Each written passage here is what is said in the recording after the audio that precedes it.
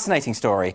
A university professor in the United States who refused to use the preferred pronouns of a biologically male student has won $400,000 from the university. Philosophy professor Nicholas Meriwether settled with Shawnee State University after filing a lawsuit in November 2018, alleging that the school violated his religious freedom and First Amendment rights. Meriwether, who taught at the school since 1996, always referred to his students using Sir, Ma'am, Mr. or Miss. In January 2018, a male student asked the professor to use female pronouns and later filed a complaint. So joining me now to discuss this further is Professor Nicholas Meriwether and his attorney, Tyson Langhofer. Welcome to the show. Thanks for having us. Thanks for having us. Can I come to you first, Professor Meriwether? Can you talk us through the initial thing that happened? From my understanding, you were using terms such as Mr., Miss, as to foster a notion of politeness within the classroom. Yeah. Is that correct?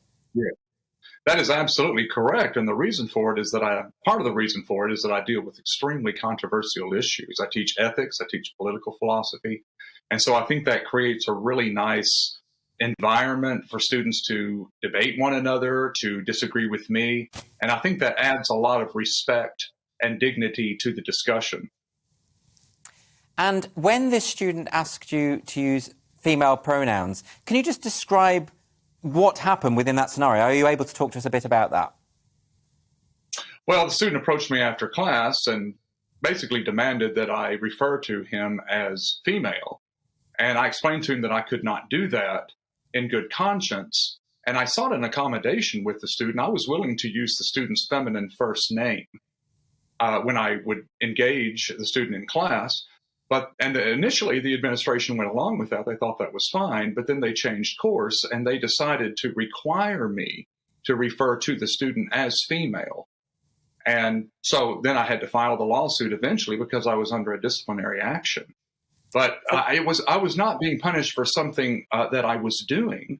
I was going to be punished for something that I wouldn't do, which was to refer to a man as female. So this is the key distinction, isn't it? This isn't about something you said. This is about something that the university attempted to force you to say. And so that is absolutely right. It's a very important distinction. Can I bring Tyler in at this stage?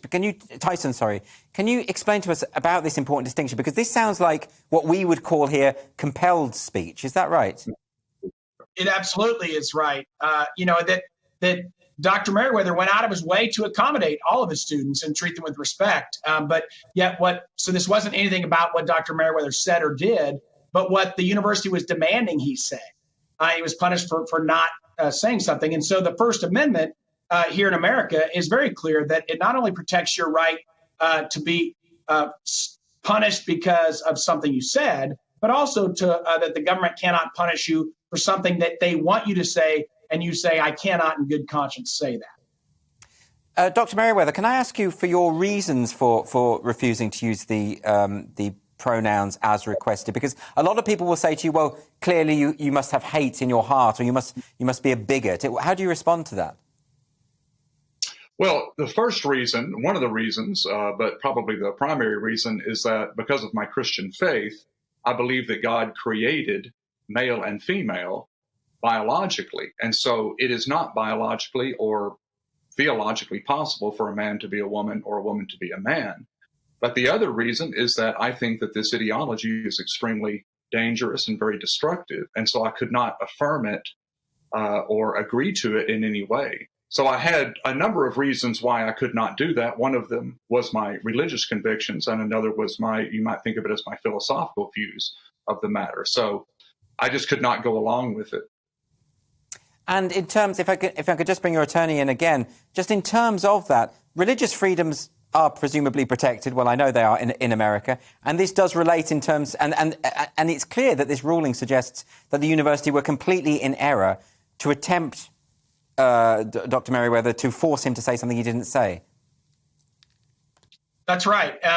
And so the important part here is we're not talking about anything related to curriculum or related to Dr. Meriwether's official duties. Obviously, the university has the right to determine curriculum and so forth. But this wasn't what we're talking about. This was, attempting to force Dr. Meriwether to speak something specifically about what he believed about what it means to be male and female. And they wanted him to speak what their beliefs were about gender identity.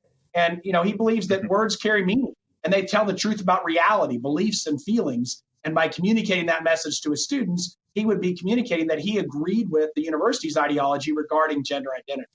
I mean, that's very interesting, isn't it? Dr. Meriwether, because it feels to me like the equivalent would be if the university had said to the student, you must profess faith in Jesus Christ because your professor believes. In other words, you must profess a belief that you do not hold. Is that a fair comparison? As a matter of fact, that is what the Sixth Circuit ruled, that the university then would be free to require all kinds of messages from both professors and students if this were to have not been overturned, this policy. So it was a very, very serious thing. And that I'm glad you brought that up, because this is an enormous win for college professors across the United States and for college students. It's not just for me. It really wasn't about me and the $400,000, which actually is almost exclusively legal fees. It was about defending the right of college professors in the classroom and students to affirm their own beliefs and not be coerced into affirming something they didn't agree to. And I've been speaking to a lot of people who feel the same way as you, but they're not coming from a religious point of view. They're coming from the point of view that gender identity ideology is anathema to their worldview. And I'm talking about gender-critical feminists, many of whom are atheists. So it isn't really about your reasons, is it? It's about the principle which affects everyone. That is correct. It's not only religious people that have an issue with it. It is, though, about coercing speech in higher education. The role of the university in a pluralistic society, for me, is to be a marketplace of ideas and not just an assembly line for one line of thought. And unfortunately, the university decided to take the latter tack and require me to affirm an ideology. It was a very, very serious thing. And so it's fantastic that the Sixth Circuit absolutely overturned the university's policy. Can I ask Tyson Langhofer, can I ask how common this is becoming? Because I remember when the famous case in Canada with Jordan Peterson, when he suggested that he was similarly being compelled to use certain forms of speech, not that he even objected to using the preferred pronouns of his students, but that he objected to the principle of being told what he must say by the state. Can you tell us, is this case a one-off? Is it an aberration? Or is there a growing problem here?